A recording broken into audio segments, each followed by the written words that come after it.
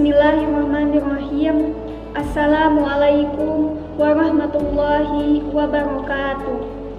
Yang saya hormati Ibu Anli selaku dosen mata pelajaran Bahasa Indonesia, serta teman-teman para pendengar dan penonton dimanapun kalian berada. Alhamdulillahilladzi allama bil qalam alamal insana ma lam ya'lam. Asholatu wassalamu ala asrofil anam wa ala alihi wa sahbihi ya nabiyil kiram, amma ba'du. Puja dan puji marilah kita panjatkan kepada Allah Subhanahu wa Ta'ala yang telah memberikan kita semua rahmat dan hidayah, sehingga pada kesempatan kali ini saya bisa memenuhi tugas bahasa Indonesia dengan keadaan sehat walafiat. Tak lupa sholawat beserta salam semoga tercurah limpahkan kepada Nabi kita, yakni Nabi Muhammad Sallallahu Alaihi Wasallam, karena beliaulah yang menuntun kita semua dari zaman kegelapan menuju zaman yang terang benderang.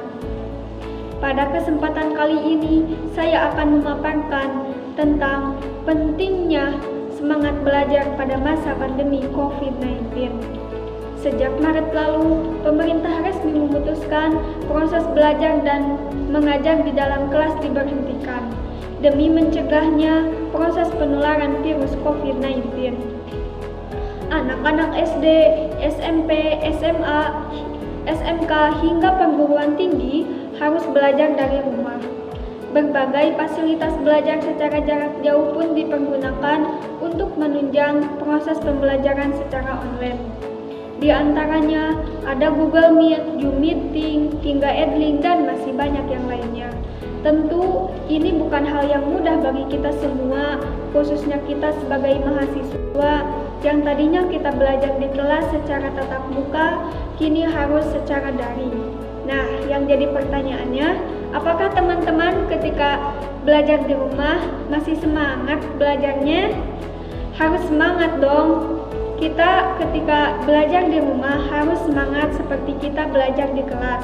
Karena dalam Islam juga menjelaskan bahwa menuntut ilmu itu wajib bagi setiap muslim dan tidak dibatasi oleh ruang dan waktu.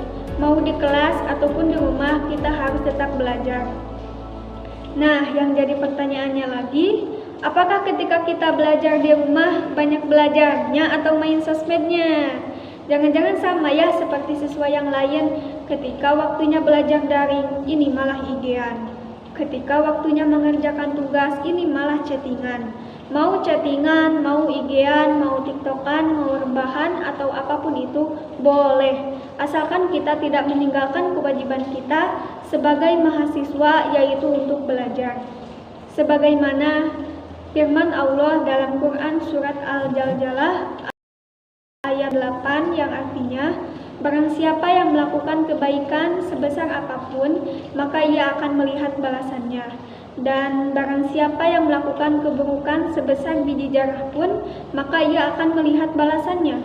Hikmah dari ayat Al-Quran ini yang pertama, apabila kita belajar dengan sungguh-sungguh, maka akan kembali lagi baik kepada diri kita hasil belajar kita.